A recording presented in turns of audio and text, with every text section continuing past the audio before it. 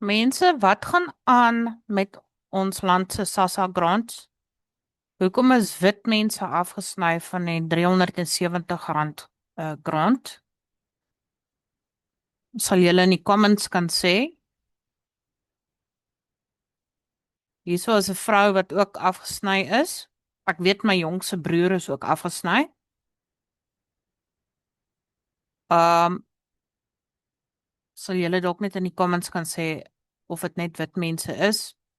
Ek weet baie wit mense is nou besig om afgesny te word. Kom ons kyk dit gou-gou hieronder. Ja, sy is ook afgesny. Wat gaan aan? Hierdie is besig om hand uit te ruk vir ons wit Afrikaners.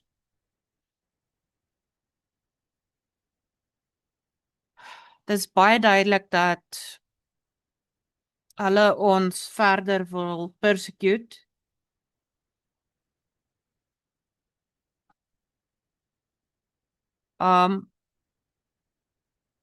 Ons arme mense, ek weet nie, dink die land se ekonomie is besig om te vou.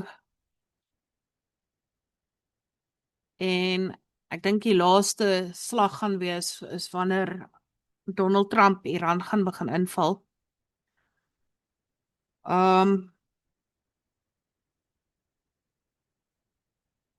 Ja, ek sien baie moeilikheid voor lê vir ons.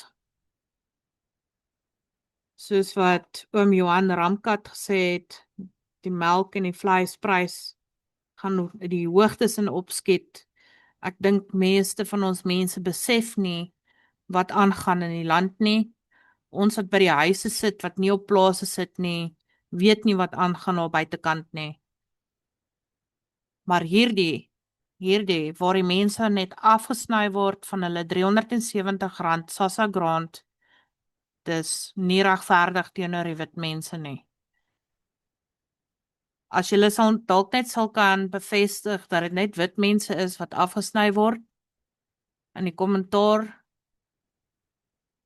dan sal ek baie bly wees. Want dit is duidelik as dit net wit mense is wat afgesny word, dan is dit baie duidelik.